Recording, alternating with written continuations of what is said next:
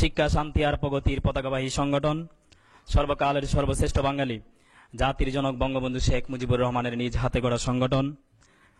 আমার শৈশব আর কৈশোরের প্রচণ্ড অহংকার, আমার যৌবনের আজন্ম লালিত স্বপ্ন, বাংলাদেশ ছাত্রলীগ কেন্দ্রীয় নির্বাহী সংসদ কর্তৃক আয়োজিত 15ই আগস্ট জাতীয় শোক দিবস উপলক্ষে আজকের এই আলোচনা সভার জাতির জনক বঙ্গবন্ধু শেখ মুজিবুর রহমান, বঙ্গমাতা বেগম ফজিলাতুন্নেসা মুজিব স্মরণে আজকের এই আলোচনা সভার সম্মানিত সভাপতি, প্রাচ্যের অক্সফোর্ড খ্যাত ঢাকা বিশ্ববিদ্যালয়ের মেধাবী ছাত্র, সারা বাংলাদেশের ছাত্র সমাজের প্রত্যক্ষ বোর্ডে নির্বাচিত ছাত্রনেতা জনাব মোহাম্মদ সাইফুর রহমান সোহাগ। আজকের এই আলোচনা সভার প্রধান অতিথি হিসাবে উপস্থিত আছেন গণপ্রজাতন্ত্রী বাংলাদেশ সরকারের মাননীয় প্রধানমন্ত্রী, বঙ্গবন্ধু কন্যা, জননেত্রী দেশরত্ন শেখ হাসিনা এমপি। আজকের এই আলোচনা সভায় আলোচক হিসাবে উপস্থিত আছেন বিশিষ্ট সাংবাদিক এবং লেখক সৈয়দ বদরুল হাসান।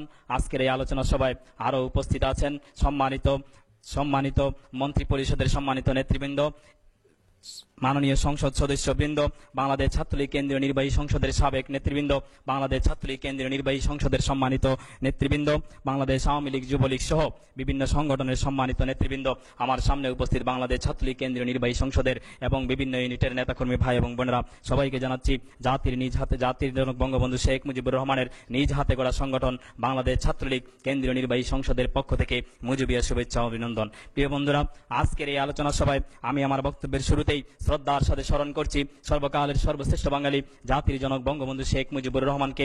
জাতির জনক বঙ্গবন্ধু শেখ মুজিবুর রহমান, যিনি বলেছিলেন, আমি ফাঁসির মঞ্চে দাঁড়িয়ে বলবো, আমি বাঙালি, বাংলা আমার ভাষা, বাংলা আমার দেশ, আমার প্রতিটি প্রশ্বাসে নিঃশ্বাসে বিশ্বাসেই হচ্ছে বাঙালি।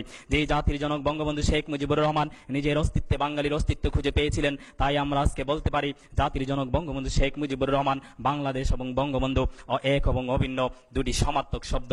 জাতির জনক বঙ্গবন্ধু শেখ মুজিবুর রহমানকে ভালো না বাসলে, যেভাবে এই দেশকে ভালো না বাসা যায়, যদি কেউ দেশকে ভালোবাসতে চায় অবশ্যই জাতির জনক বঙ্গবন্ধু শেখ মুজিবুর রহমানকে ভালোবাসতে হবে প্রথমে। প্রিয় বন্ধুরা, মাও সেতুং বলেছিলেন, পৃথিবীর বুকে কিছু কিছু মৃত্যু এমন রয়েছে যা পাখির পালকের মতো হালকা, আর কিছু কিছু মৃত্যু এমন রয়েছে তা হিমালয়ের পর্বত সমান ভারী। জাতির জনক বঙ্গবন্ধু শেখ মুজিবুর রহমানকে 1975 সালের 15ই আগস্ট হত্যা করা হয়েছিল, তা বাঙালি জাতির জন্য হয়েছিল হিমালয় পর্বত সমান ভারী বেদনা এবং দুঃখ এবং বেদনা। প্রিয় বন্ধুরা, তারও আগে গত 29 তারিখ জন কেরি আমাদের দেশে এসেছিলেন। তিনি বলেছিলেন জাতির জনক বঙ্গবন্ধু শেখ মুজিবুর রহমানের হত্যাকাণ্ডকে অনন্য সাধারণ একজন সাহসী নেতার জীবন অবসান বলে আখ্যায়িত করেছিলেন। প্রিয় উপস্থিতি, যে জাতির জনক বঙ্গবন্ধু শেখ মুজিবুর রহমান তার জীবনকে এই বাঙালি জাতির জন্য উৎসর্গ করেছিলেন, সেই জাতির জনক বঙ্গবন্ধু শেখ মুজিবুর রহমান আমরা যেমন জাতি হিসাবে এক হিসাবে গর্ববোধ করতে পারি, এজন্য যে জাতির পিতা বঙ্গবন্ধু শেখ মুজিবুর রহমান আমাদের পিতা ছিলেন,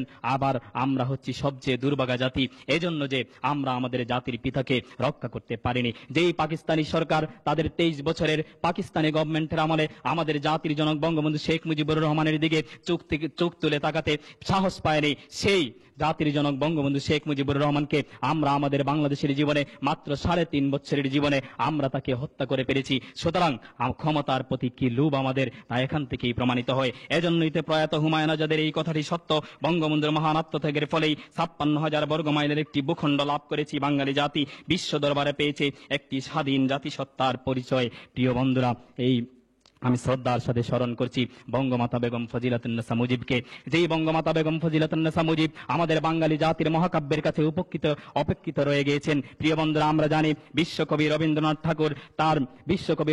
ঠাকুর তিনি মহাকবি বাল্মীকির মহাকাব্যের সমালোচনা করেছিলেন, তার এর উপরে তার চিত্রিত চরিত্র সময়ের উপর সমালোচনা করেছিলেন ভারসাম্যহীনতা এবং পক্ষপাতিত্বের ধরনে। সেখানে দেখা গিয়েছে রাজমন্ত্রী, সেখানে মন্ত্রী সভাসদবর্গ তাদের সবাইকে ফুটিয়ে তুলেছেন, কিন্তু মহাকাব্যের সেই মহাকাবি তার মহাকাব্যে যে এমন একটি চরিত্র হয়েছিল, যেই চরিত্র ছিল উর্মিলা, তাকে সেভাবে ফুটিয়ে তুলেননি, সেখানে উপেক্ষিত ছিল সেই উর্মিলা।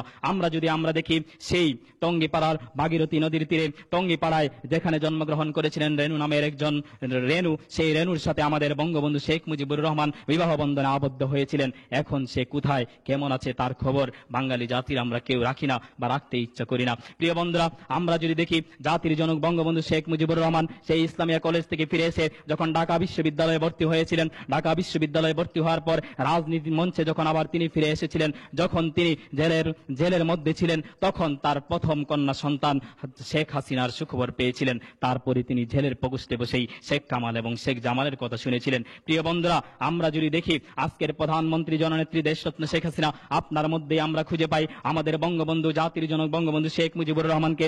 আমরা আপনার মধ্যেই খুঁজে পাই আমাদের বঙ্গমাতাকে। কারণ আজকে আমরা তরুণ প্রজন্ম, আমরা বঙ্গবন্ধুকে দেখিনি, আমরা বঙ্গমাতাকে দেখিনি। আমরা যদি দেখি নীলিমা ইব্রাহিম, তিনি তার একটি লেখনীতে তিনি বলেছেন যে বঙ্গবন্ধু শেখ মুজিবুর রহমান তার জীবনের অধিকাংশ সময় জেলের প্রকোষ্ঠে ছিলেন, জেলের অন্ধকারে ছিলেন। তাই তার সাহদন্য তার সন্তানেরা পাননি। যা পেয়েছেন তার মধ্যে জেলের বাহিরে যে কয়েকটি দিন তিনি ছিলেন, তার মধ্যে 14 আনা পেয়েছেন শেখ হাসিনা, 1 আনা পেয়েছেন শেখ রাসেল এবং 1 আনা পেয়েছেন শেখ রেহানা, শেখ জামাল এবং শেখ কামাল মিলিতভাবে 1 আনা পেয়েছেন। সেখানেই বোঝা যায় আপনি সবচেয়ে বেশি সাহচর্য পেয়েছিলেন বঙ্গবন্ধু শেখ মুজিবুর রহমানের সাহচর্য।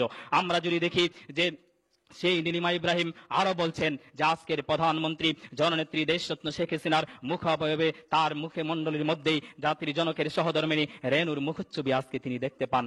তিনি বলেছেন তার সেই প্রবন্ধের ভিতরে, আজকে যখন শেখ হাসিনা তার 2 চোয়াল শক্ত করে কথা বলে, তখন তার মুখছবির মধ্যে রেনুর চেহারাকে আমি দেখতে পাই, তার প্রতিচ্ছায় আমি দেখতে পাই। প্রিয় বন্ধুরা, জাতির জনক বঙ্গবন্ধু শেখ মুজিবুর রহমানের সহধর্মিণী বেগম ফজিলাতুন্নেসা মুজিব পর্দার অন্তরালে থেকে যেভাবে তার জীবনকে উৎসর্গ করেছিলেন এদেশের স্বাধীনতা এবং স্বাধিকার আন্দোলনের জন্য, বাংলাদেশ ছাত্রলীগের 60-এর দশকের অভিভাবকহীন বাংলাদেশ ছাত্রলীগের অভিভাবক ছিলেন বেগম ফজিলাতুন্নেসা মুজিব। তিনি যেভাবে পর্দার অন্তরালে থেকে এই দেশ এবং স্বাধীনতার ক্ষেত্রে অবদান রেখেছেন, নিজেকে আত্মত্যাগ করেছেন। আমি আজকে বাংলাদেশ ছাত্রলীগের ছাত্রী বোনদেরকে, আমার বোনদেরকে আহ্বান জানাবো, জাতির জনকের সহধর্মিণী মহিষী নারী বেগম ফজিলাতুন্নেসা মুজিবের জীবনী থেকে একটু শিক্ষা গ্রহণ করুন। প্রিয় নেত্রী, মাননীয় নেত্রী, আজকে আমরা বলতে চাই, আজকে সারা বাংলাদেশের জনগণ, we are the people of Bangladesh, strongly the leader এবং workers of Bangladesh student League strongly believe that, আপনি জানেন 1947 সালে যখন আপনার প্রিয় আম্মা আমাদের বঙ্গবন্ধু শেখ মুজিবুর রহমানের সহধর্মিণী বঙ্গমাতা বেগম ফজিলাতুন্নেসা মুজিব যখন দাঙ্গার সময় তার কাছে বঙ্গবন্ধু চিঠি পাঠিয়েছিলেন যে তিনি সেই দাঙ্গায় যাবেন অনুমতি নেওয়ার জন্য, তিনি তখন তাকে চিঠির উত্তর দিয়েছিলেন এভাবে, আপনি সেখানে চলে যান, আপনি দেশের জন্য কাজ করুন, আমার কোনো সমস্যা নেই, আমার ভার আল্লাহর কাছে আপনি ছেড়ে দিন। তখন হোসেন শহীদ সোহরাওয়ার্দী সার্টিফাইড করেছিলেন, বঙ্গবন্ধুকে বলেছিলেন, he is a precious gift to you from the God, please neglect her, please don't neglect her। আজকে এখানে দাঁড়িয়ে প্রিয় নেত্রী, মাননীয় নেত্রী, আমরা বলতে চাই, we are the people of Bangladesh, we are the students league, we are leaders and workers strongly believe that you are not only precious gift to the almighty God, you are the precious wealth to the almighty। সুতরাং আমরা বিশ্বাস করি আপনি শুধু অমূল্য সম্পদ, আপনি শুধু একটি অমূল্য গিফট, শুধু আল্লাহর পক্ষ থেকে নয়, আপনি হচ্ছেন এই বাংলাদেশের জনগণের জন্য একটি অমূল্য সম্পদ। কিন্তু আমরা বাংলাদেশের জনগণ সেই অমূল্য সম্পদের আমরা যথাযোগ্য সম্মান দিতে পারি না, এজন্য আপনি আমাদেরকে ক্ষমা করে দিবেন। এখন আপনাদের সামনে আজকের এই আলোচনা সভায় সভাপতিত্ব করবেন বাংলাদেশ ছাত্রলীগ কেন্দ্রীয় নির্বাহী সংসদের সম্মানিত সভাপতি জনাব মোহাম্মদ সাইফুর রহমান সোহাগ।